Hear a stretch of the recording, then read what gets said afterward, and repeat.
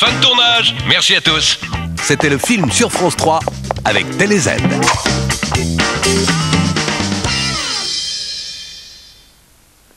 De 82 à 85, ils ont assassiné 28 personnes. Aujourd'hui encore, leur identité et leur mobile restent inconnus. Passé sous silence, ouvre le dossier des tueurs du Brabant après la météo et Soir 3.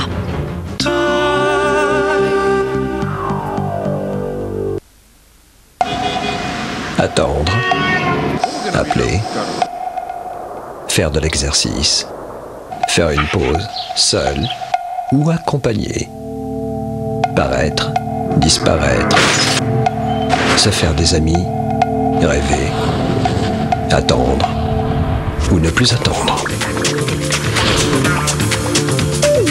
Nouvel Honda Accord, prendre le plaisir au sérieux.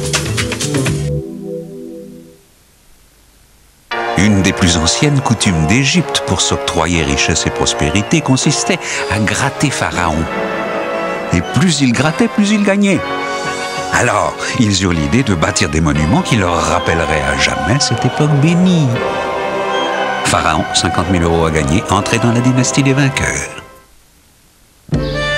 Là, il y a les rires de mon petit-fils. Recette à notre façon de Saint-Michel. Les bonnes choses ont un parfum d'inoubliable. Saint-Michel. La soie a des propriétés d'hydratation exceptionnelles. Elle peut retenir 30 fois son poids en eau. Seule la nouvelle douche soin huile et soie Dove contient de la soie pure. Pour une peau belle comme de la soie. La chose la plus insupportable, la plus dramatique, quand on est un San Marco, élevé dans le respect des ancêtres et la passion du café San Marco, c'est de penser que quelqu'un puisse oser commettre un tel sacrilège. Mais après tout, si elle aime ça, San Marco, les chefs-d'œuvre du café italien.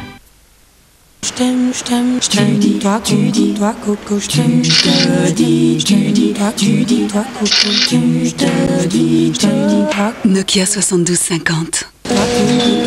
Téléphone avec appareil photo numérique intégré. D'un regard à l'autre. Nokia, connecting people. Mais qu'est-ce qui se passe? Lucas, il marche. Tu montres à maman? Oui, en même temps, il a que 6 mois, hein. Le foie gras. Et vous, qu'allez-vous fêter cette semaine? Quelle intensité dans ce match avec une nouvelle ouverture sur le côté. Attention, il y a Zizou dans la surface de réparation, le centre.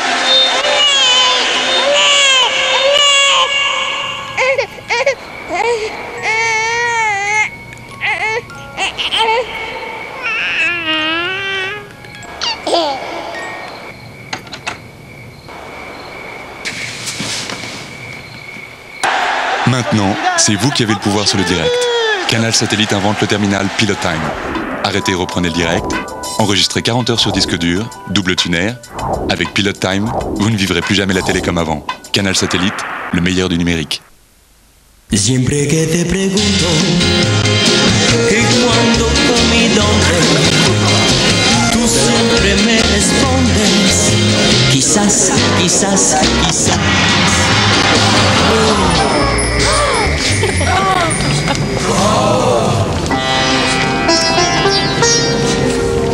Badois, l'eau qui rafraîchit les idées. Estás perdiendo el tiempo pensando, pensando. Avec le temps, les dents s'abîment, l'émail s'altère. Fluocaryl bifluoré 250 forme un complexe minéral actif nécessaire à la reminéralisation de l'émail des dents. Ainsi, jour après jour, Fluocaryl protège vos dents et préserve leur santé. Fluocaryl, une force minérale pour vos dents. Médicament ne pas utilisé avant 10 ans. Ultra Silencer d'Electrolux. Il sait se faire oublier.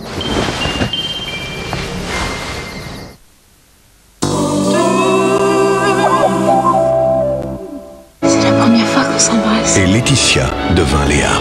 C'est la dernière fois aussi. La bicyclette bleue. Léa, Je renoncerai jamais à toi. Léa. Laetitia Casta. J'aime les femmes, vous aimez les hommes. Georges Corafas. On devrait finir par se rencontrer. Vous comprenez rien. Je l'aime. Je suis sûre qu'il m'aime. Samedi, dimanche et lundi à 20h50, 3 soirées passion sur France 3. Pour tout savoir sur le temps, on peut compter sur France 3 avec Monsieur Bricolage. Je vous souhaite de passer une très belle fin de soirée en notre compagnie. Grâce à un bel anticyclone centré sur notre pays depuis plusieurs jours, eh bien nous avons du soleil. Mais attention, il y a aussi de la sécheresse. Les températures sont excessivement élevées. Soyez donc très prudents, car vous savez que les feux s'embrasent très vite en ces périodes de grande sécheresse. Par ailleurs, pour les nuages, eh bien ils commenceront à affecter le sud-ouest du pays dans le courant de la journée. Demain, c'est une dépression qui se trouvait à l'est de l'Afrique, qui est remontée sur la péninsule ibérique et qui a orchestré une perturbation. Celle-ci est alimentée en air doux, l'air doux étant plus léger. Il va passer la barrière des Pyrénées et affecter donc le sud-ouest dans le courant de l'après-midi avec quelques averses orageuses. Quelques cumulus traîneront sur le relief du Massif central et quelques autres sur les Pyrénées et vous ne serez pas à l'abri d'une ondée. Sur le nord, eh bien, c'est du soleil avec un vent de nord-est à 50 km à l'heure. Ce vent apporte de l'air froid et effectivement, c'est un temps plus sec qui nous attend et les températures chuteront un petit peu sur les régions donc des côtes de la Manche et un petit peu aussi sur le nord alors que nous avons connu 26 degrés aujourd'hui dans la capitale. Nous attendons 24 demain, 16 seulement pour Cherbourg, 19 à Perpignan, 18 à Nice et 20 pour la Corse, 24 dans le centre du pays et 25 donc dans les régions du sud-est. Pour les jours à venir, eh bien regardez la tendance. Samedi, dégradation sensible du temps sur le sud de la France avec de nombreuses averses, un vent de sud. Tandis qu'au nord, c'est un vent de nord-est qui se renforce et donc de l'air froid et le temps restera beaucoup plus stable malgré les cumulus qui affecteront la Bretagne jusqu'à l'Alsace. Les températures vont commencer à chuter. Dimanche, regardez, 17 degrés seulement, mais les orages vont gagner du terrain. Ils remonteront du sud vers le centre et l'est du pays. Ils gronderont assez fort sur le relief. Et lundi, à peu près le même type de temps, mais normalement, cette dégradation devrait évacuer la France et aller vers nos amis allemands dans le courant de la semaine. Excellente soirée à tous. C'est le Soir 3 maintenant, présenté par Laurence Bobillet. Demain, nous fêterons la Saint-Parfait.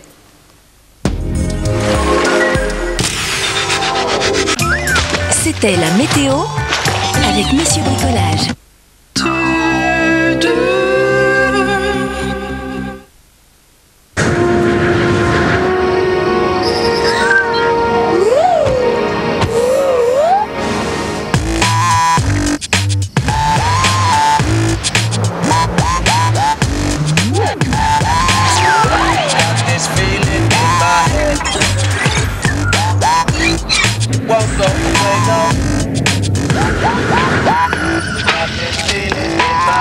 Nouvelle Toyota Yaris, objet intelligent identifié.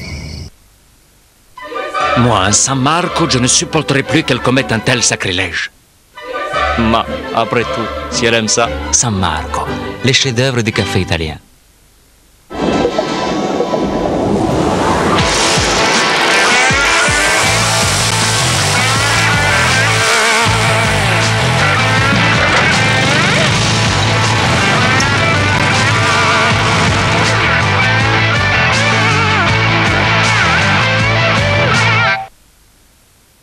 Aujourd'hui, la technologie HP fait des prodiges. Elle permet de se connecter à l'Internet sans fil à partir d'un simple café. Ou bien d'entrer en relation avec un gouvernement 24 heures sur 24. Elle alimente le moteur de l'économie mondiale et conserve les œuvres d'art pour l'éternité. Pour toutes les entreprises, pour ceux qui pensent et ceux qui agissent. Pour vous, HP élargit le champ des possibles.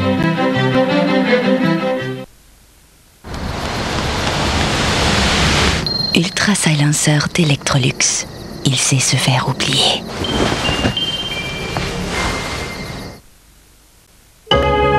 Avec le temps, les dents s'abîment, les mailles s'altèrent. Fluocaryl bifluoré 250 forme un complexe minéral actif nécessaire à la reminéralisation de l'émail des dents. Ainsi, jour après jour, Fluocaryl protège vos dents et préserve leur santé. Fluocaryl, une force minérale pour vos dents. Médicament ne pas utilisé avant 10 ans.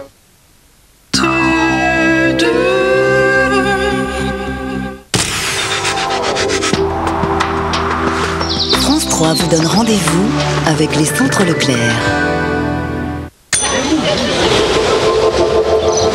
C'est l'une des plus belles baies du monde, ouverte sur la Méditerranée, rendue célèbre par Capri, l'une des îles qui habille ce golfe. C'est la baie de Naples, qui vit et respire depuis 7000 ans sous la menace du Vésuve. Une étroite bande côtière qui est aujourd'hui une région dynamique, surpeuplée, en passe de devenir la capitale de l'Italie du Sud.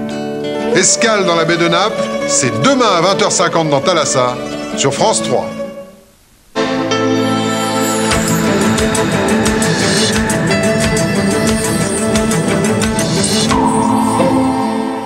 Madame, Monsieur, bonsoir. Les titres de ce journal. Un demi-frère de Saddam Hussein a été arrêté par les forces spéciales américaines à Bagdad. Selon Washington, Barzan Al-Tikriti était un conseiller présidentiel.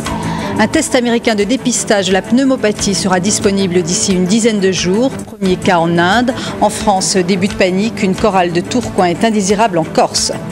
Les antennes relais des portables sont sans danger pour la santé. Ce sont les conclusions d'une enquête de l'Agence française de sécurité sanitaire. Dans l'Irak de la presse Saddam, la parole se libère et les témoignages ne sont plus à la gloire du Raïs. Ils parlent de la cruauté du régime, de la torture, des disparitions, des exécutions sommaires. Nos envoyés spéciaux se sont rendus dans une prison de Bagdad qui abritait une salle de torture. Huguette, Léonie Collian et Hervé de Ploueg, reportage. Des années durant, tout le monde a tremblé en passant devant ses portes, espérant ne jamais avoir à les franchir un jour. Ce qui attendait le malheureux pris dans les filets des services secrets, c'était ces geôles, minuscules, sans lumière. Des jours, des mois, voire des années à croupir là-dedans.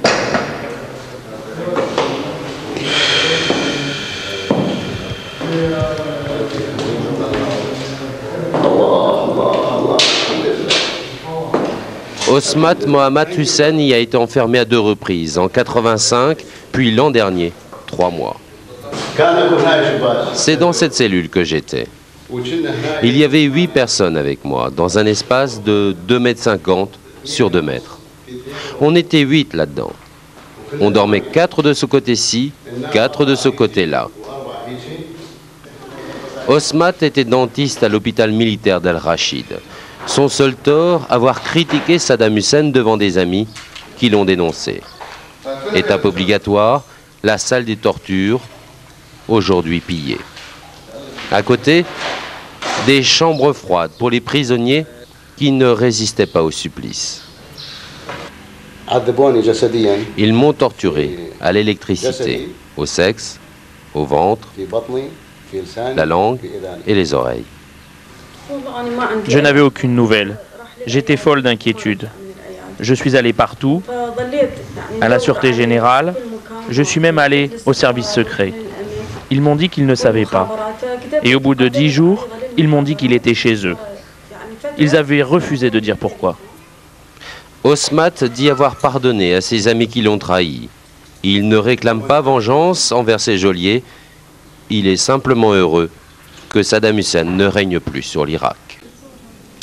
Près de Kirkouk, les Kurdes ont montré aujourd'hui aux Américains ce qu'ils soupçonnent être un charnier, 2000 à 2500 tombes anonymes, où se trouveraient les victimes de la campagne anti-kurde menée par Saddam Hussein en 88, l'épisode le plus tragique étant les gazages à l'arme chimique du village d'Al-Abja. Les forces spéciales américaines ont arrêté aujourd'hui un demi-frère de Saddam Hussein à Bagdad. Barzan Al-Tikriti était un conseiller présidentiel. Il avait été chef des services secrets, mais aussi ambassadeur au siège de l'ONU à Genève. Magali Sellé. Barzan Ibrahim Hassan Al-Tikriti, il y a 5 ans à Genève. Pendant près de 10 ans, il fut le représentant de l'Irak aux Nations Unies. Il est l'un des 3 demi-frères de Saddam Hussein et fait partie des 52 responsables irakiens recherchés par Washington. Barzan Al-Tikriti a été arrêté tôt ce matin à Bagdad par les forces américaines grâce à un renseignement irakien. Il y a 6 jours, il avait été donné pour mort après les bombardements de la coalition sur sa maison dans la banlieue de Bagdad.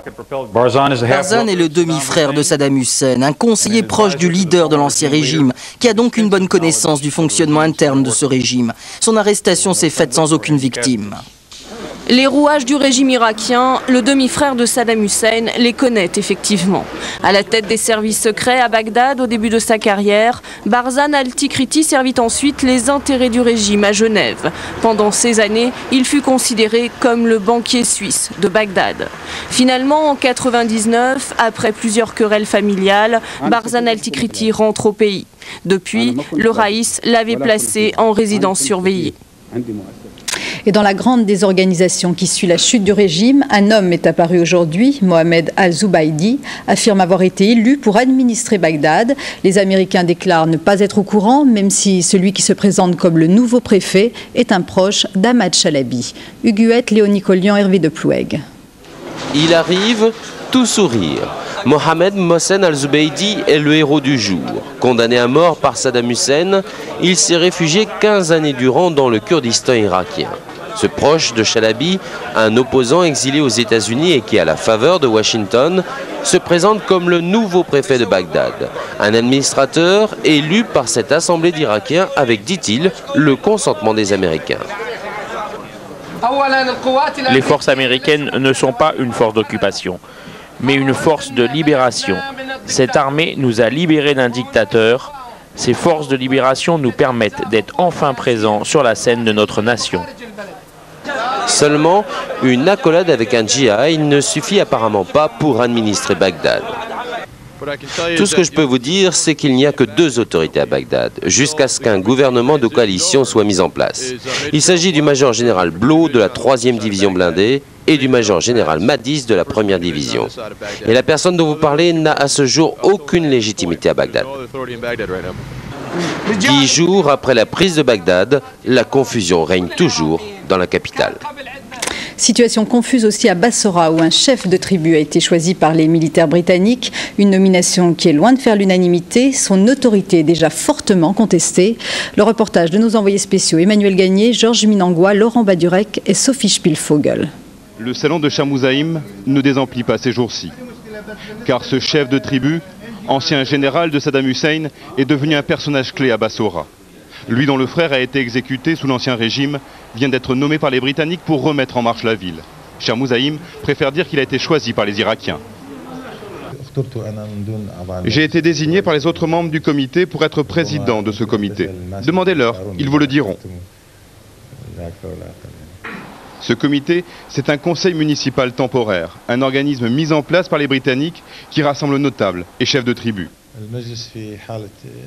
Ce comité, c'est une réunion permanente pour faire tout ce qui est possible pour Bassora.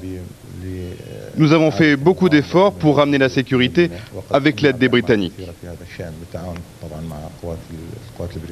Nous avons aussi lancé un appel pour que les employés reprennent leur travail.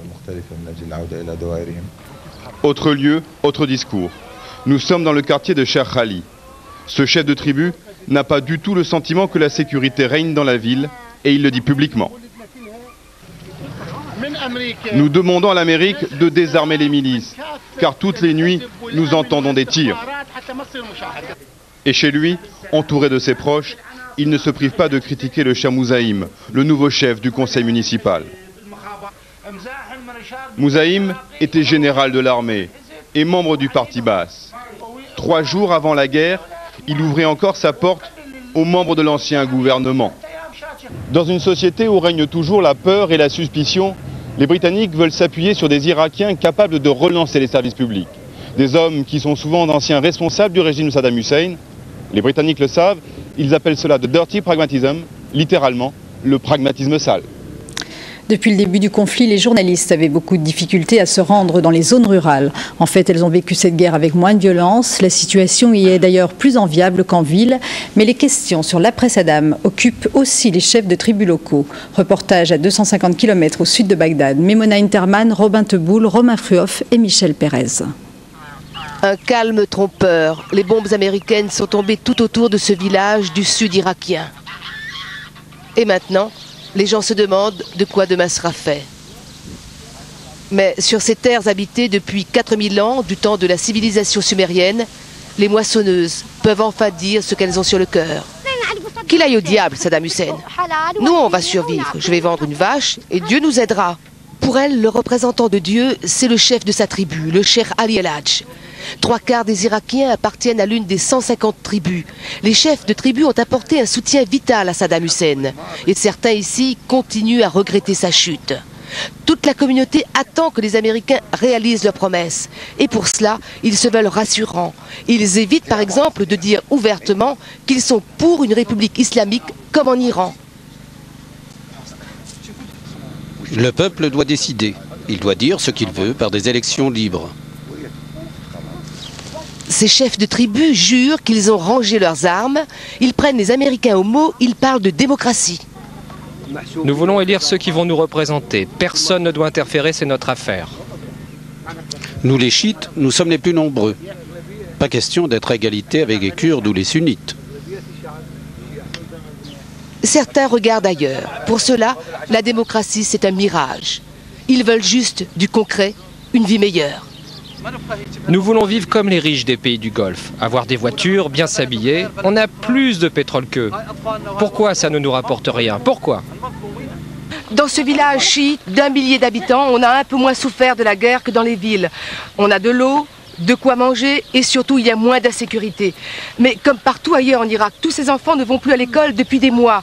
Or la moitié de la population irakienne a moins de 18 ans. C'est dire l'urgence. L'Irak de Saddam Hussein avait accueilli sur son territoire les Moudjahidines du peuple, le mouvement d'opposition à Téhéran. Aujourd'hui, son armée est regroupée dans le nord, à la frontière iranienne. Elle a été bombardée par les Américains qui se sont excusés et espèrent négocier un cessez-le-feu définitif. Nos envoyés spéciaux, Luc Laguimboucher, Stéphane Taponnier, Philippe Lizarbe et Laurent Vaury, ont pu rencontrer cette milice fortement armée. Étonnante image que cette colonne de blindés en Irak.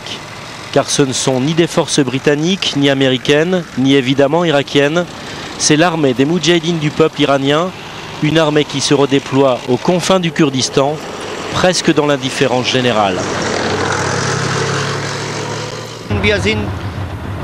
Nous sommes contre les mollahs en Iran. Nous ne sommes en guerre ni contre les Anglais, ni contre les Américains, ni contre les Kurdes. Notre guerre, c'est seulement contre les mollahs. Opposants farouches au régime de Téhéran, les Moudjahidines du peuple se sont installés en Irak dans les années 80 parce qu'aucun pays ayant une frontière avec l'Iran ne voulait d'eux. À cette époque, Saddam était en guerre contre l'Iran, il les a donc accueillis bien volontiers. Jusqu'à hier encore, les Moudjahidines disposaient de bases militaires tout le long de la frontière, depuis Bassorah au sud jusqu'au Kurdistan au nord. Après avoir négocié avec eux, les Américains ont préféré les regrouper dans une seule, à la limite du territoire kurde, au nord-est de l'Irak, pour mieux les contrôler. Nous ne voulons pas anticiper sur l'issue des négociations entre les Américains et les Moudjahidines. Dans cette affaire, nous ne sommes que de simples observateurs. En revanche, nous sommes très heureux qu'ils se retirent de certaines positions du Kurdistan.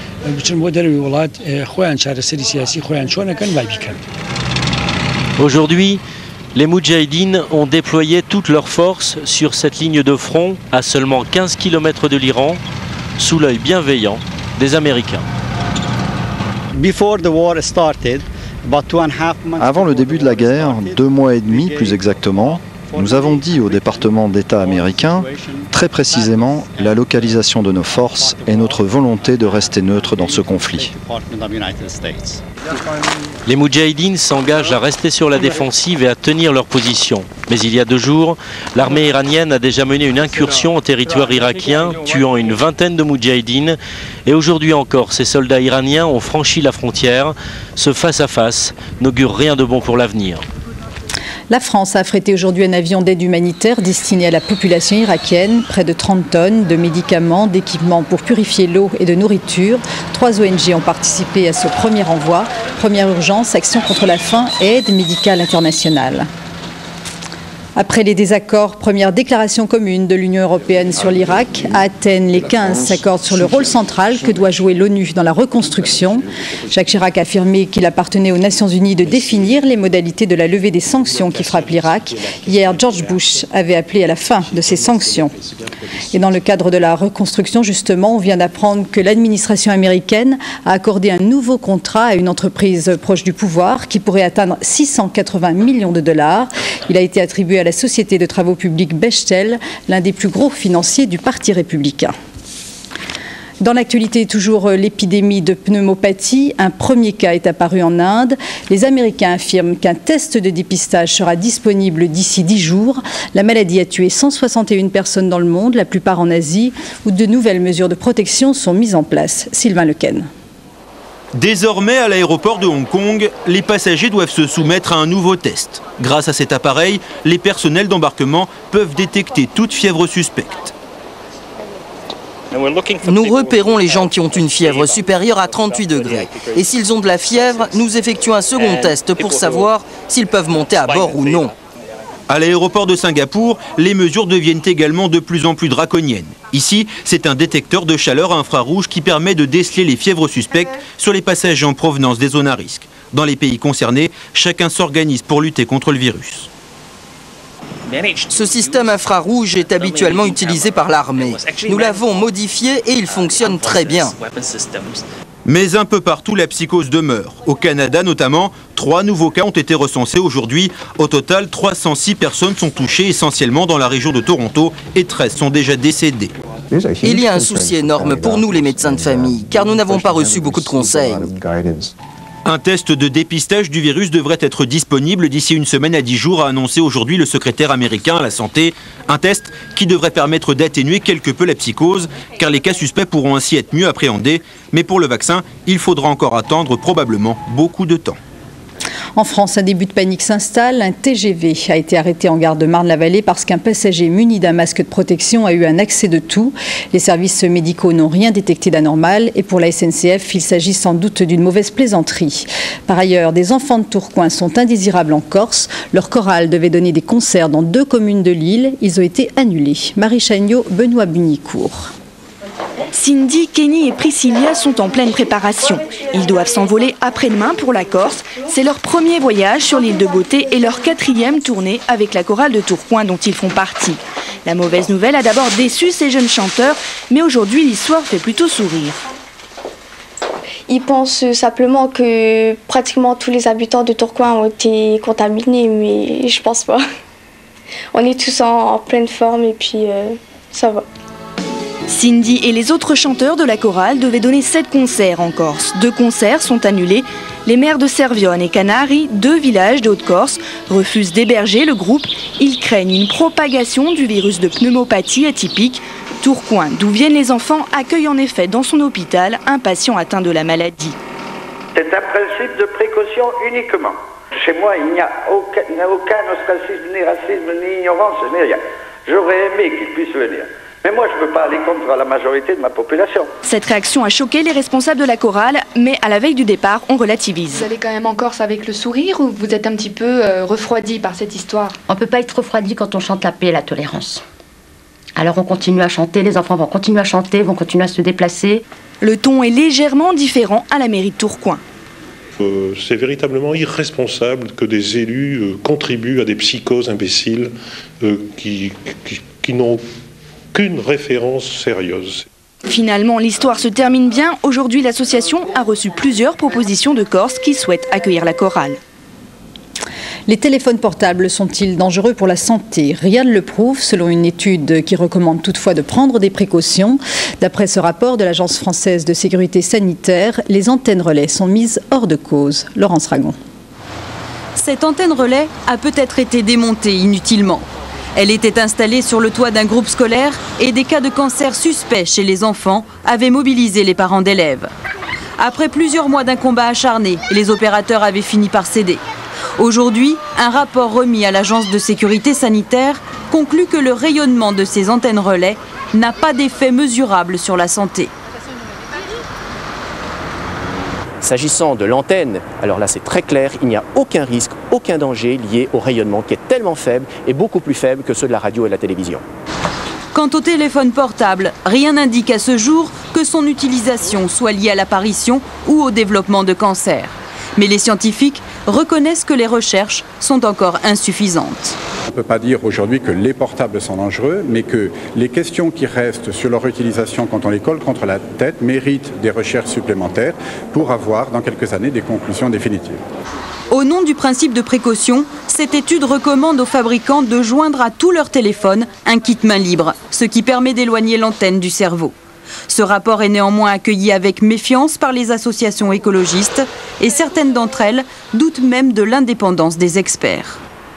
Les nationalistes corses s'appellent à voter oui au référendum sur le statut de l'île, même si c'est un oui mais. Il y a 10 jours, ils avaient boycotté la visite dans l'île de Jean-Pierre Raffarin et de Nicolas Sarkozy en dénonçant une réforme en trompe-l'œil. Aujourd'hui, ils tempèrent donc leur première réaction. Charles Sanviti. Ce sera du bout des lèvres, mais quand même. C'était ce matin en Corse, à Chiam, traduisait l'appel solennel des nationalistes, convaincus de voter oui au nouveau statut de l'île. Avec comme conséquence un référendum local prévu pour le 6 juillet et en cas d'adoption. Fini les 2 départements, la Corse ne formera plus qu'une circonscription unique, avec une seule assemblée, à Ajaccio, bref, une nouvelle donne qui pourtant n'épuise pas l'appétit du camp nationaliste. Le législatif n'est pas abordé de façon claire, même si Nicolas Sarkozy en a parlé dans son discours. Le siège de l'Assemblée est fixé autoritairement par Paris à Ajaccio, ça ne nous convient pas non plus. Nous pensons que c'est aux Corses de décider, aux élus de la Corse, et nous pensons que ce siège doit être fixé à Corté et qu'il y ait une juste répartition des services administratifs sur l'ensemble de l'île, afin que le nord de la Corse ne soit pas pénalisé. Et ils sont gourmands façon boulimique. Aujourd'hui, les nationalistes n'ont aucun élu dans les 2 départements, en raison du scrutin majoritaire. Demain, avec une seule assemblée élue à la proportionnelle, ils peuvent espérer davantage encore que les 8 sièges qu'ils détiennent aujourd'hui. En somme, une vraie place à table qui vaut bien cette main tendue au gouvernement. Et pour finir, nous revenons à l'Irak où les pillages de nombreux musées ont ému le monde entier. Aujourd'hui, l'UNESCO a lancé un appel pour la sauvegarde du patrimoine irakien. Une trentaine d'experts se sont réunis à Paris au siège de l'organisation.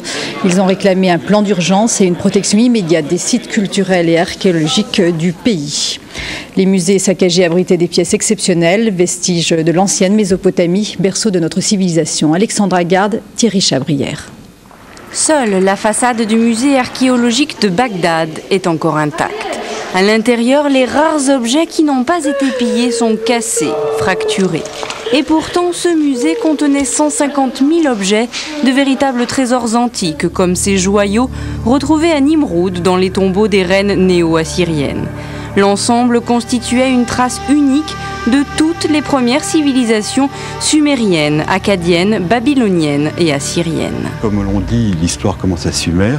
Si on a attenté au trésor qui se trouvait dans le musée de Bagdad, d'une façon ou d'une autre, on a attenté aux plus lointains souvenirs qui étaient été notés par l'homme concernant sa propre histoire et dont nous sommes encore les héritiers de nos jours. Car l'histoire commence bien ici en Irak ou ancienne Mésopotamie. C'est entre le Tigre et l'Euphrate, dans l'extrême sud du pays, qu'apparaissent les premières villes, Eridu, Our et Uruk au 4e millénaire avant Jésus-Christ. Les Mésopotamiens nous ont légué la notion d'État, mais aussi l'écriture, dont on trouve les premières traces à Uruk en 2600 avant Jésus-Christ. L'histoire commence en Mésopotamie parce que c'est en Mésopotamie que pour la première fois, on a inventé l'écriture, c'est-à-dire que l'on a pu noter la parole humaine et garder trace écrite des activités humaines.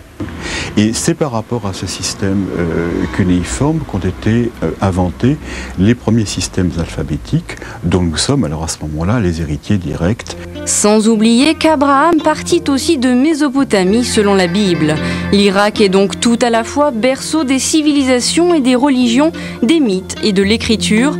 Dans ces musées, tout y était. C'est la fin de ce journal. Dans un instant, un documentaire sur les tueurs fous du Brabant. Votre prochain rendez-vous avec l'information le 12-14 avec Jean-Sébastien Fernandez. Très belle nuit. Au revoir.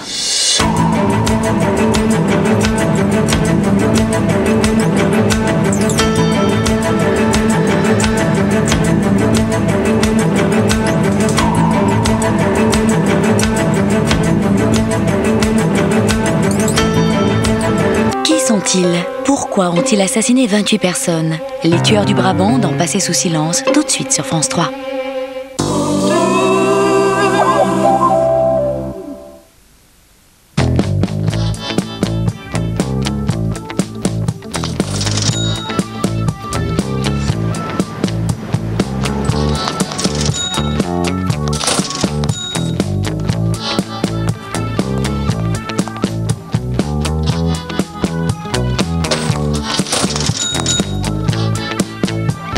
Jusqu'au 30 avril, chez Ford, les équipements sont offerts sur la Focus Extreme. Alors, roulez sans compter. Quand Jordan met des fraises dans son Country Crisp, ce sont de vraies fraises. Et Jordan ne choisit que les meilleures. Comme ces céréales qui sont sans additifs ni conservateurs. Avec Jordan, la nature a du bon. Sur 6 personnes, au moins 4 ont des gencives sensibles. Pourtant, utilisé après chaque repas, le dentifrice Parogencil rouge réduit la sensibilité des gencives. Parogencil rouge. Vos gencives aussi ont besoin d'un spécialiste. Et pour la prévention, utilisez quotidiennement le dentifrice Parogencil bleu. 10 000, 100 000, 1 million. Peu importe le nombre de virages. Ce qui compte, c'est que vos pneus adhèrent parfaitement, virage après virage. Faire durer cette performance, c'est notre engagement chez Michelin. Michelin, les plus belles performances sont celles qui durent.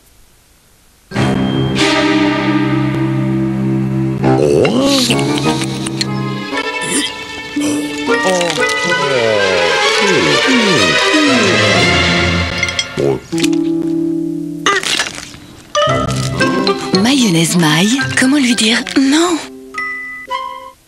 Mayonnaise maille, elle vous attend au rayon frais.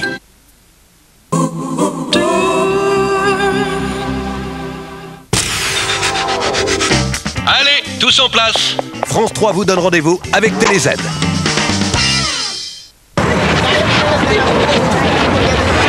Pourquoi? Pour qui seriez-vous prête à mourir? Pour mon Tillac, pour ma terre. Autant on emporte les passions. Laetitia Casta. Georges Corrafas. Vous êtes une louve, pas une victime. C'est pour ça que je vous aime. C'est pas indigne de s'aimer. C'est notre ennemi. C'est pas le mien. Mais nous sommes en guerre. Ne pas se fier aux apparences. J'ai attendu quelqu'un qui est jamais venu. Alors maintenant, j'attends plus personne. La bicyclette bleue. Samedi, dimanche et lundi à 20h50 sur France 3.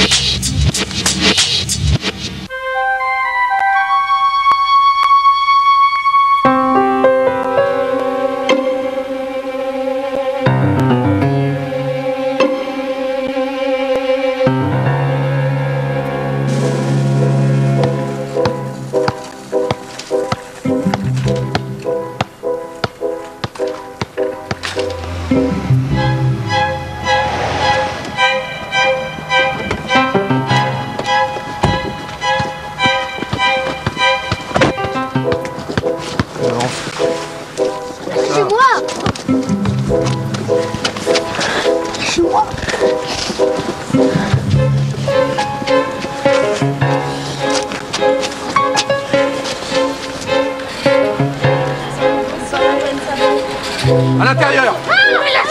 Ça va pas, non?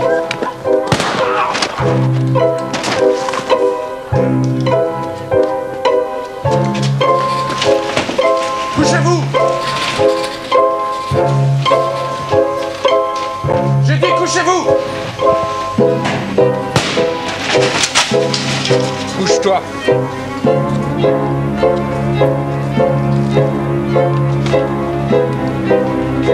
Couche-toi. Le coffre, j'ai pas les clés. Le coffre, j'ai pas les clés. Ouvre. J'ai pas les clés. Ouvre.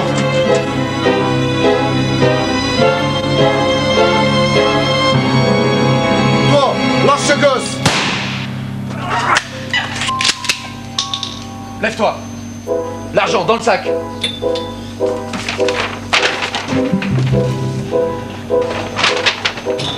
Dépêche. Les autres pièces.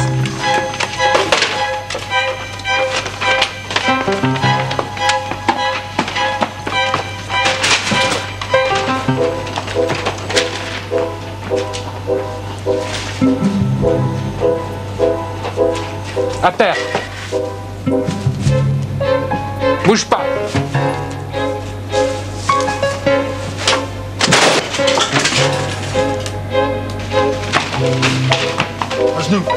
À genoux. Allez, on y va. Mais votre argent?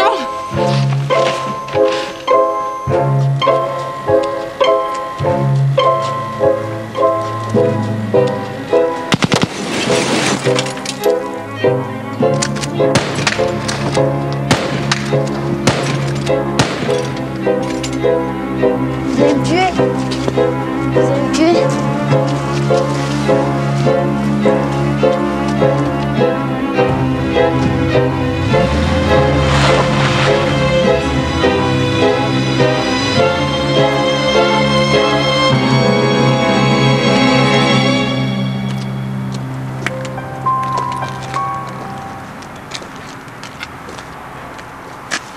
Voilà, là-bas, c'est moi qui rentre dans le Deleuze. Il y a de ça 16 ans, le 27 septembre 85. Et ça me rappelle des mauvais souvenirs.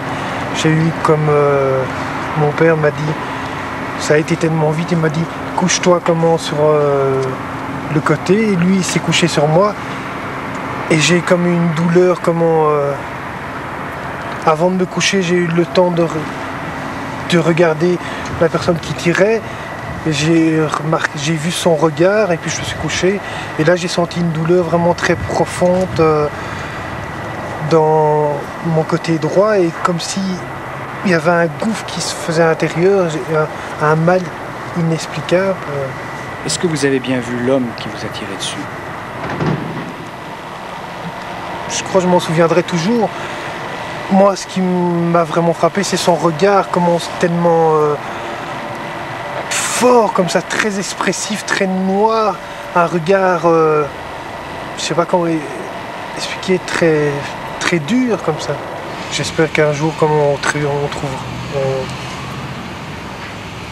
qu'on saura dire qui a fait ces crimes-là, si crapuleux, et pour que mon père ne soit pas mort pour rien et toutes les autres victimes.